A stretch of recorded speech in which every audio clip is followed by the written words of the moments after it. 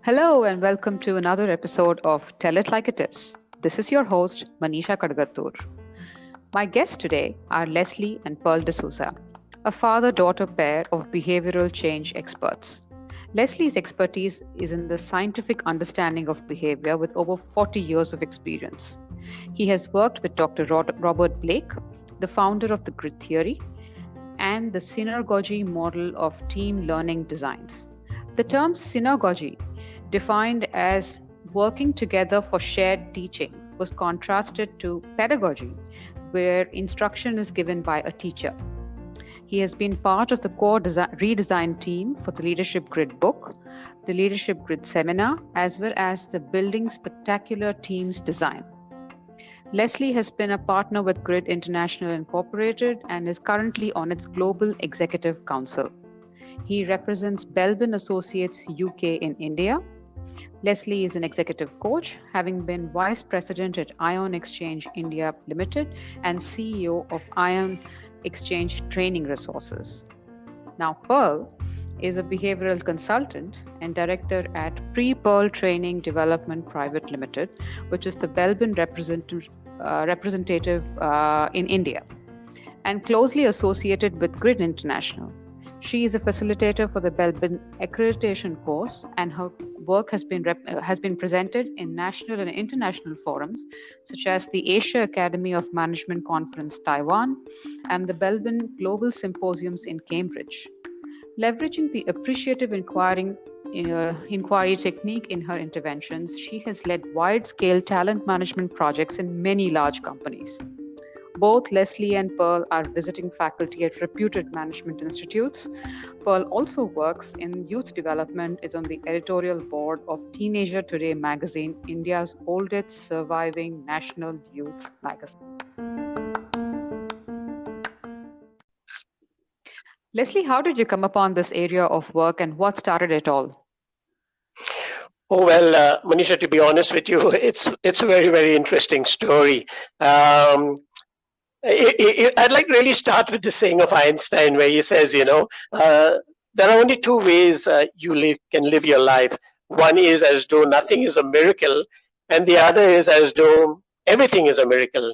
And that really seems to have happened in my journey through life.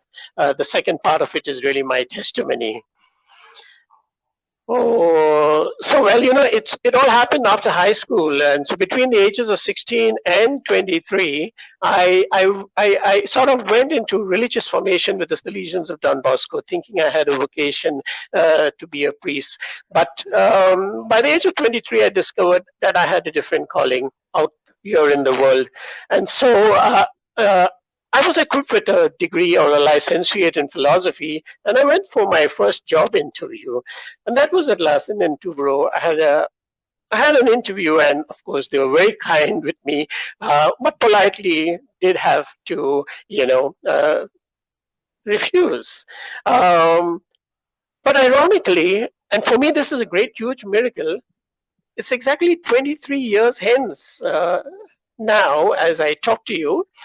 And I have, for the past 23 years, been a consultant with L&T, a journey that has been extremely fulfilling and rewarding. This, for me, has been one of the major and the biggest, if I can call it, miracles in my life. Then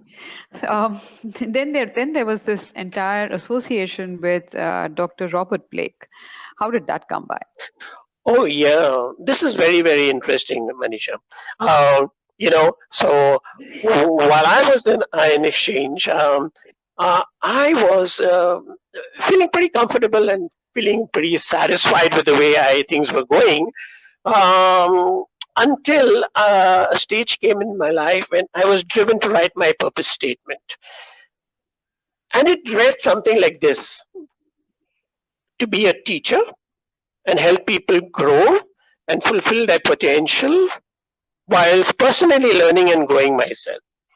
And when I actually reflected on this purpose statement of mine that emerged, I realized that whilst I was doing pretty well in Ion Exchange, I wasn't really possibly enjoying the nature of the function, which involved a lot of, staffing function and, the whatever went with matters that required to be with industrial relations and stuff of that type. And that's when I really realized I needed to actually do something that I really enjoyed. And I had a good fortune then of being exposed to the leadership grid. When I left Iron Exchange, the chairman really wanted me to stay on and offered me consultancy within the organization. And it was at that time when I really had another major breakthrough when he asked me to take over as the CEO of Iron Exchange Training Resources. Now, this was the time when I had this very unique opportunity, okay, to be directly related and connected with Dr. Robert Blake and work with him as well in the entire grid process. Simultaneously, I also had an opportunity to work with Dr. Belbin and be introduced to him.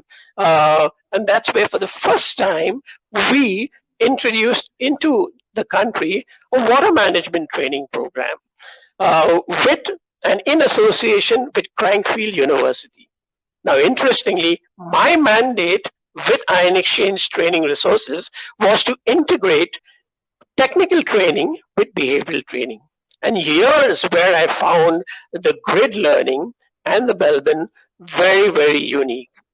Of change management and transformation, right? Mhm. Now, these are buzzwords these days. What are the underlying principles, given that there are so many different frameworks? Mhm. And how does one choose the right framework? Interesting. Good question, Manisha. As I look at it, any organization, for profit, not for profit, or otherwise, uh, all these organizations ultimately have to deliver results. And resources today are getting limited, and you yet have to deliver maximum results. And this is where the whole philosophy of converting resources into results is built in the philosophy of change management in the grid framework, right? So you look at resources, which is called R1. You look at what do you want, which is R3. Now, both these R1 and R3 are really measurable, tangible things. But what delivers R3, your results, from the R1 you have is what is known as R2, which is the relationships. Now, this is that big piece which people often miss. We evaluate, we have budget meetings, we discuss R1, we discuss R3, but we forget about measuring R2. And this is what Dr. Robert Blake and Jane Mooten brought. By the way, Jane was a statistician, and she brought able to bring a metrics into this whole process and this whole dynamic. And that for me was phenomenal, grounded on what is it that really builds good relationships in the organization. It was about the way you initiate, the way you inquire, the way you advocate, the way you solve problems, the way you set goals. And the foundation is the way you give feedback and critique. This for me was absolutely exhilarating when I saw the results in my real consulting and in the work that I have been doing. And for me, the icing on the cake was when I discovered Dr. Belbin. I found, wow, for the first time in my life, I realized and I got a tool and a technique to also understand a very, very important dynamic of R1, which was people. And Belbin brings this whole behavioral talent assessment of an individual. More than assessment, it's actually a discovery of individual contributions and strengths, which can now be harnessed very effectively in the R2 dynamics to deliver best results. So you use this at an individual level, you use it at a team level, you use it at an organizational level. And the good news is that both these frameworks are totally digitalized today. And this is what organizations really want to be able, see, ultimately we talk of digitalization, but behind that, it's the people. That's really what delivers the hard results. Yes, Manisha?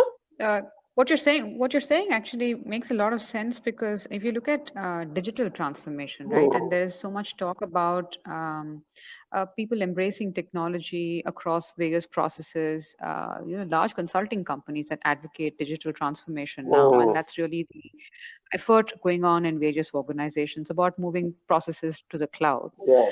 The area where this transformation work comes undone is Mm, when it comes to absolutely. and when it comes to the cultural change. Yeah. And it's interesting that the grid framework actually talks about Mm, that missing link yeah. between resources and your results being relationships Yeah. and using appreciative inquiry or asking questions Yeah. in terms of Mm, how you unlock that entire thing. So that's fabulous. Thank you for that, Leslie. thank you. Pearl, I'd like to bring you into the conversation here and do tell us about your starting point.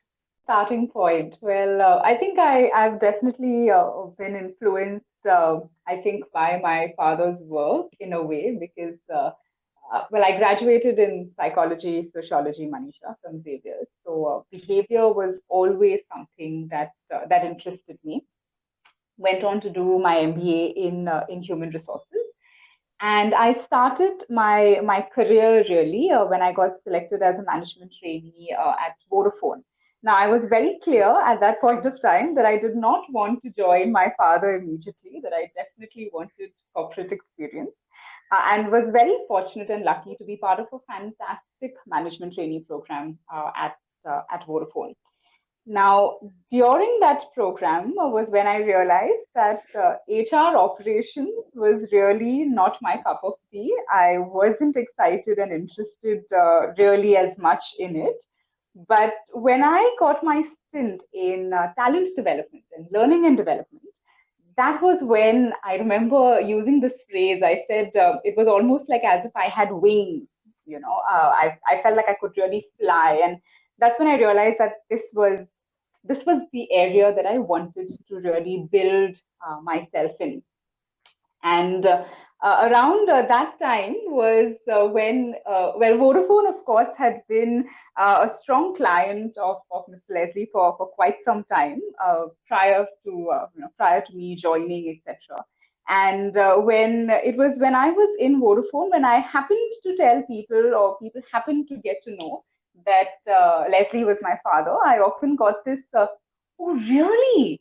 You're Leslie's daughter?" And I said, okay, I seem to have someone back home who I should really be learning from because he had done some really deep work with performance management. Of course, the grid was taken over there, and this was something that was coming like from the leaders within the organization. Yeah, so that's when I decided that since talent development was the area I wanted to work in, I said maybe this is a good time to go back and really learn from him. And I remember saying, I'll join Pre-Pearl, but I'll join it just for like 3 years and then come back into industry, come back to corporate. But yeah, it's been 9 years now, and really enjoying the process.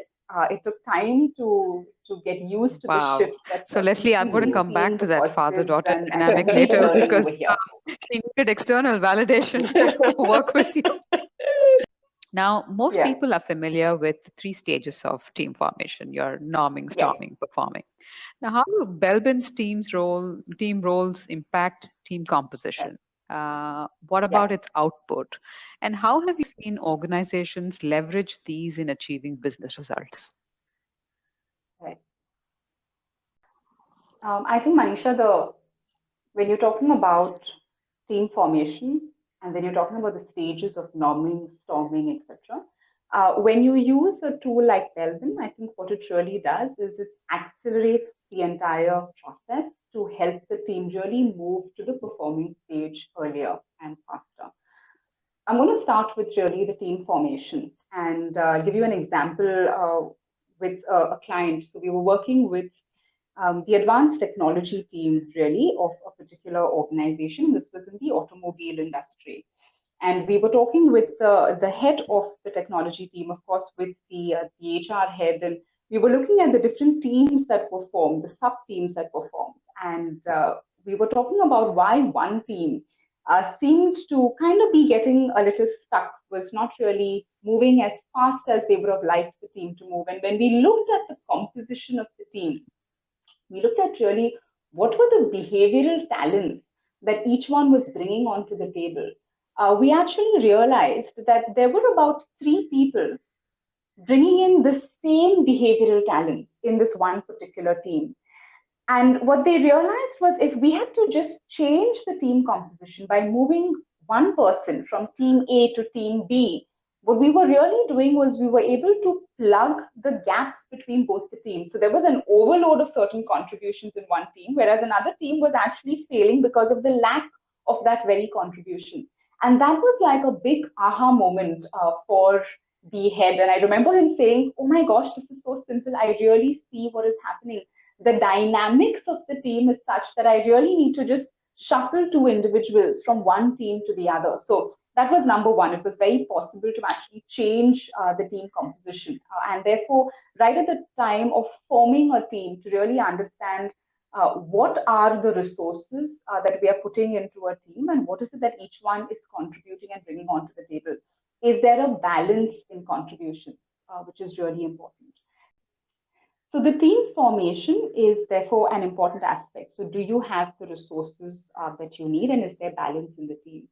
And then you move into the whole aspect of the norming, which again is, which is the what is the norm on performance that has been formed within our team, and do we need to question that? Do we need to address that? I think over here, what becomes really important is really looking at the purpose and the goal of the team, getting all the team members to really reflect on the purpose and the goal, and then to actually say, okay, what is going to be the how of our working? How do we really leverage our working relationships such that we are leveraging strengths and we are managing weaknesses within the team? And I think at this point of time, giving team members a language to talk about behavior, and very importantly, giving them the technique of collaboration becomes extremely important, because this is in fact what I think helps teams reach their goals, and in many cases even supersede the goals. And definitely a tool like the Belbin, I think, and even the whole grid process makes this extremely All right. doable and All right. equips So the team. that's really useful. So it actually provides language, it provides a framework, it provides what people can do in teams to achieve the kind of result that they set out to.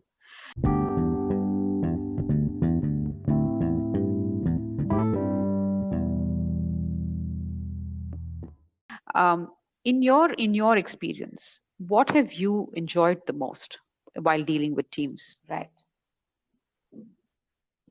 Okay, what have we enjoyed? What have I enjoyed the most in dealing with teams?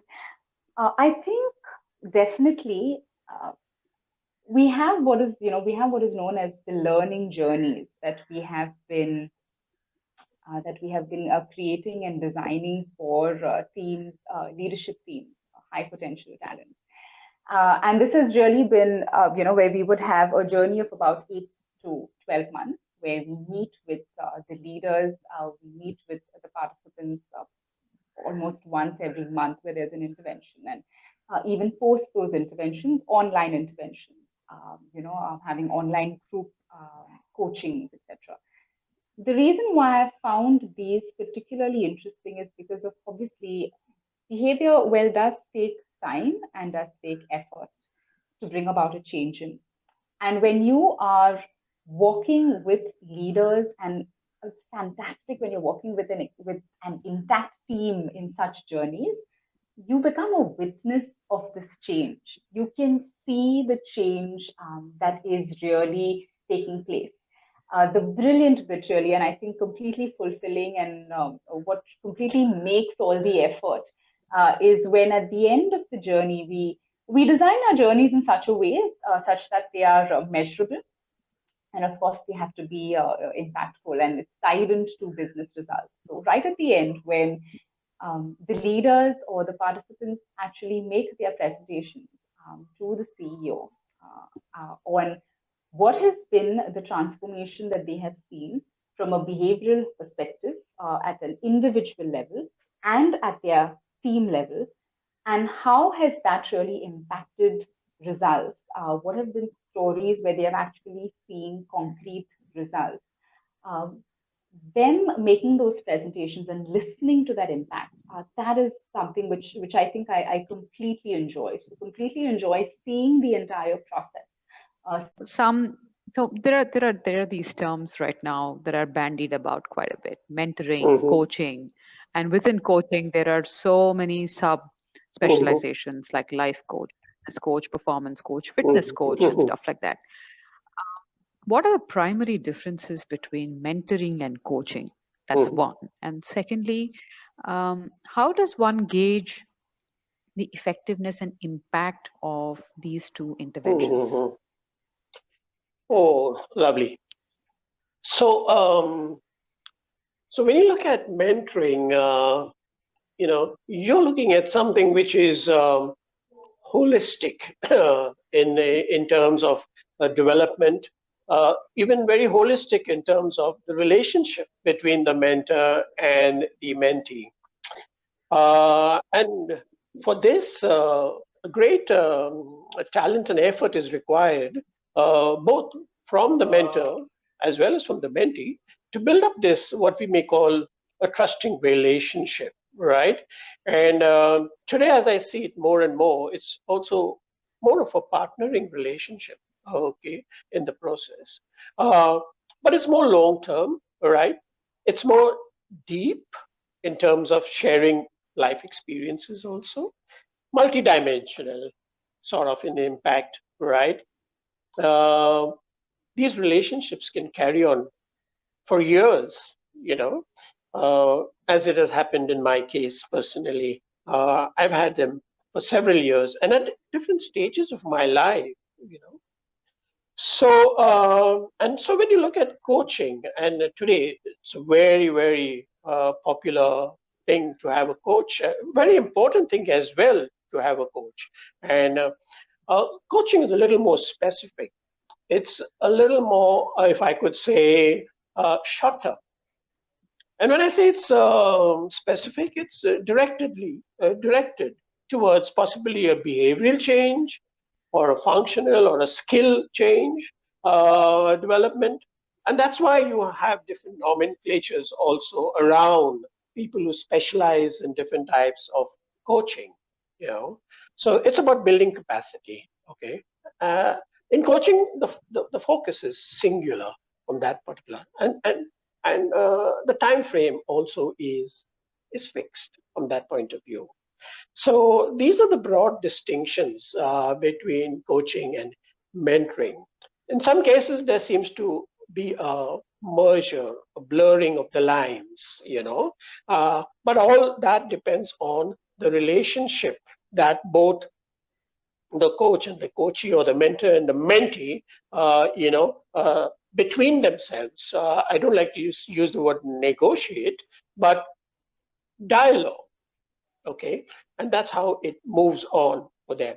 But both these are very important processes, and it's good and important to know the difference. And that's why in both the processes becomes very, very important right at the outset, okay, is to identify the objectives and the outcomes that are you're looking forward to. Yeah.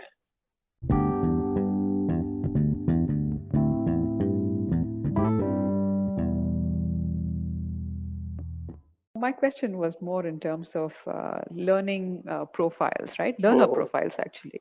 Um, are we how are we distinct, or are we even distinct as Indians in terms of our learning ability and the way we apply ourselves to various concepts and Mhm. imbibe them to people outside? Okay.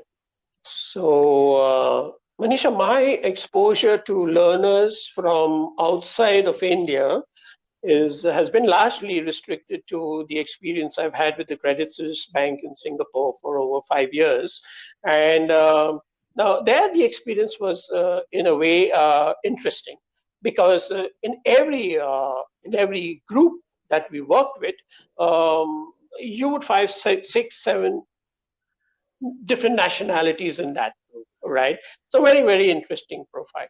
But what's really very important is in those organizations, of course, it's a business finance organization, uh, very competitive in nature, but high degree of ownership and responsibility of individuals to wanting to Mhm. perform, to wanting to make the a cutting edge, to be visible in terms of being able to demonstrate. So there's a lot of ownership for that. Coming back to other countries, I'm inferring, especially when it comes to Indians working abroad. I guess they got to take ownership for their own learning to a great extent, and that's why you can see a lot of growth taking place when you take individual responsibility. But in India, if I have to share my experience, I would say that the whole learning process varies with different organizations, right? And I have seen organizations with some really very strong learning cultures, right? Especially the ones where we worked with, as you mentioned before. And what's really very critical in this entire process is just a few very, very what I would call learning disciplines if the organization is able to put in place. So when you're talking about training, are you defining training in the context of what your business need is very, very important. Then are you designing the entire intervention as an experience? People have to experience something to be able to relate it and then be able to actually deliver it in the application. These are important things. The management or the reporting managers, some to my mind, need to really connect, okay, to see and measure what's really happening post the intervention or the input, okay. And the most important is to support them in the entire change process. Document becomes very, very important if you really want to see change on the ground happening. Yes. Right. Yes. Okay, so question for both of you now. Uh, and this is going back to the father-daughter dynamic. What's it like to work together? I can tell from personal experience of my father teaching me to drive many years ago that it was truly traumatic for him. So, what gives? Okay, so it's interesting, Manisha. I think it has its positives and a lot of positives, and there are also challenges when we work together. The positives, of course, has been that well, it's a father-daughter team, so we definitely understand one another. There is complete trust. I mean, there is complete trust that I have in him, and I really get to see him living the values of the organization, living the values of what he's really built people on, and that's complete learning for me. We are also very similar in our personality type in that sense. So that has its advantages and its disadvantages. The advantage is that we get a deeper insight into where the other is coming from. The disadvantage is sometimes when we get stuck, we get stuck at the same area Mhm. or at the same place. There's one way we've come up with, and so the first thing is that we individually work alone, right? You do your individual preparation, I do my individual preparation, and what we need to talk and discuss, and then when we get together, all right, I found that an excellent process for us to listen, be prepared to listen to the other person before arriving at a conclusion. And very, very often, I would say most often, in fact, I can see Pearl's point of view and very, very valuable points, that come up, which otherwise, I would have possibly, arrested. if I was sort of not giving her a listening ear, independent of my points. So this is a working relationship we've tried to build on, and I think it's working effectively. Given our current times, given Yeah. social distancing, and the fact that many of us, at least in your line of work, will be working Mhm. from home, right? What do you see? What do you see happening over the next 18 months? Also, keep in mind that Yeah. organizations are Yeah. going to be looking at their training budgets and how's this Mhm. going to evolve? Yeah. Manisha, I think, yeah, most definitely. When you look at the next 18 months, definitely we don't see in-person sessions or interventions happening. Things are, of course, moving online. Um, but in that, and we've been working on a couple of online interventions and really re-looking the how of us working with our clients or collaborating with our clients.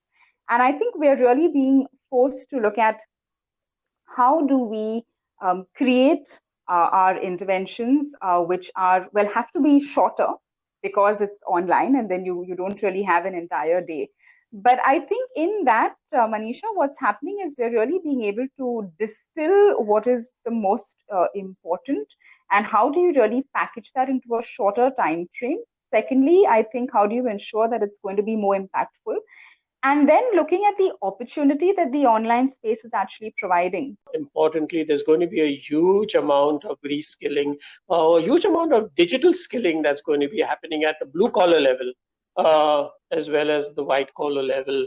Um, People, I guess individuals have already started beginning to look at reinventing themselves because of huge amount of job losses that we are already seeing over here, and that's the prediction that I see. There's a huge scope for organizations and for training consulting organizations to contribute, all right, in the development of these skills. Working from home, honestly speaking, is definitely going to be the new normal, but a huge possibility of stress on family relationships.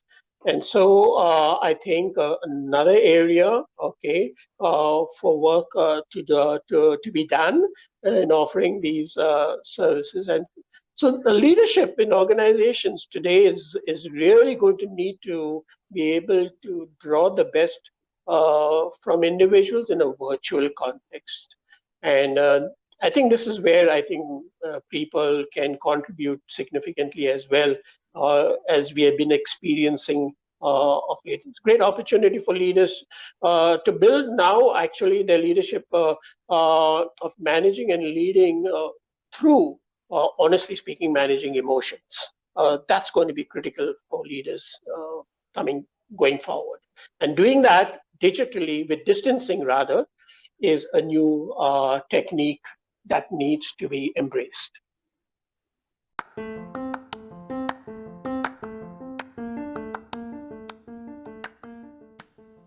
Rightly said. I think brevity, simplicity, and having Mhm. multiple touch points with your workforce are going to be some of the key skills that we all need to develop. And communication seems to be the number one thing on everyone else's Yeah. mind because that's what we've done in the past few months. With that, we've come to the end of this podcast. Thank you so much, Mhm. Leslie and Pearl. It's been such a pleasure Yeah. talking to both of you and listening to your experience and the clarity of thought. So, thank you very much for Thank you being very on the much. podcast. Thank you, Manisha. Thank you.